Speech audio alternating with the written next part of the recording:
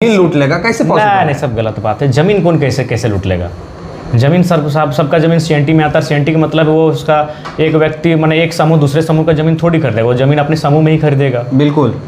उनके एक उनका जो माने एक डर जो उनके लिए जो माने दिख रहा है वो 26% का आरक्षण।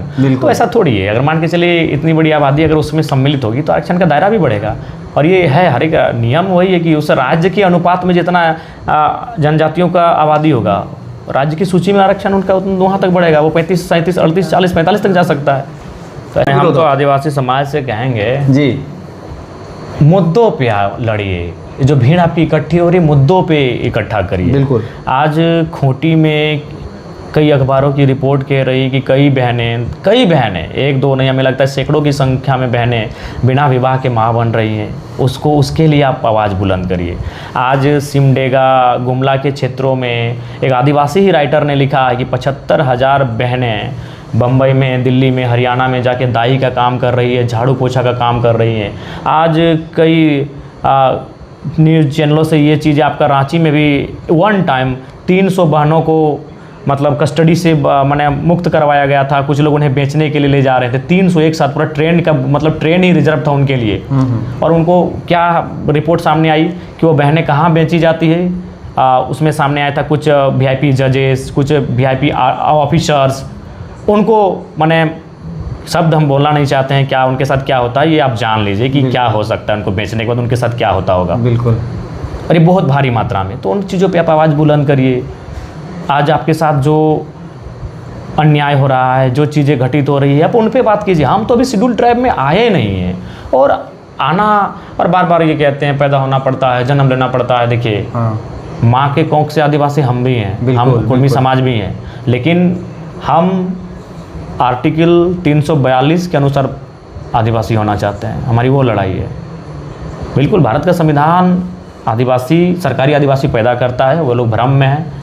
आदिवासी भारत का संविधान पैदा करता है, सरकारी आदिवासी जी। जन्म से तो कोई भी हो सकता है, जो प्रकृति से जुड़ा है, जिनके अपने नेक नियम है, परंपरा है, अपनी सामाजिक व्यवस्था है, अपने अलग रीति रिवाज है, अपनी धार्मिक मान्यता अलग है, वो आदिवासी।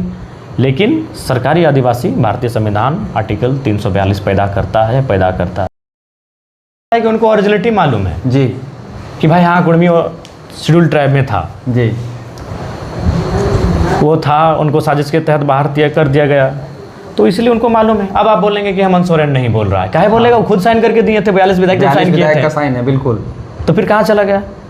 और हमको आज समझ में आ रहा है कि ये जो इस भीड़ के जो उसकार हैं, जो भी 2-4 नाम हैं, वो आदिवासी समाज के आदर्श हैं या शिबू सोरेन आदर्श हैं? रामदयाल सिंह, उनको सोचना चाहिए। रामदयाल सिंह मुंडा उनके आदर्श हैं या नहीं है? हौरो साहब उनके आदर्श हैं या नहीं है? बागुन सुमरई एक बहुत बड़े कदावर नेता कोल्हान के, वो उनके आदर्श हैं या नहीं है? सूर्य सिंह बेसरा उनके आदर्श हैं या नहीं है, जिस व्यक्ति ने अपना विधायिका छोड़ दिया? बिल्कुल। वो अगर वो लोग आदर्श हैं तो उनको जानिए। उन्होंने स्पष्ट कहा है कि हम कुर्मी समाज जो छोटा नागपुर के पठार में, पश्चिम बंगाल, झारखंड और उड़ीसा के हिस्सों में रहता है टोटमिक, उनका हम शेड्यूल ट्राइब होने का समर्थन करते हैं। कार्यक्रमों में उपस्थित हुए हैं, अपने आंदोलनों में उपस्थिति हुआ है, तो उन्होंने हमेशा समर्थन किया है। तो समर्थन उन्होंने किया है। और आज अगर आप उनके विचारों को नहीं मान रहे हैं तो इसका मतलब आप शिबू सोरेन के विचारों को नहीं मान रहे हैं। क्या संदेश दीजिएगा आदिवासी समाज को खास करके? देखिए, तो उनको ये कहेंगे कि भाई भारत का संविधान सबको मांगने का अधिकार देता है। भारत का संविधान तय करेगा कि हम क्या हैं, नहीं है। भारत का संविधान को तय करने दीजिए। आपको लगता है तो आप तार्किक रूप से बिना किसी उलझन के, हम लोग भी तो सड़कों पे थे, एकदम शांतिपूर्ण तरीके से थे, एकदम बिना तरीके से थे। और आप अपने 1 दिवसीय आंदोलन प्रदर्शन किए और फिर हम लोग को जब आश्वासन इंटरनली मिला तो फिर वो लोग हटे। तो आप लोग भी करिए, शांतिपूर्ण करिए, लेकिन किसी को कटघरे में ला के किसी के लिए जहर उगलना, किसी के लिए नफरत फैलाना उचित नहीं है। रहना यहीं है, मरना यहीं है, खाना यहीं है, सब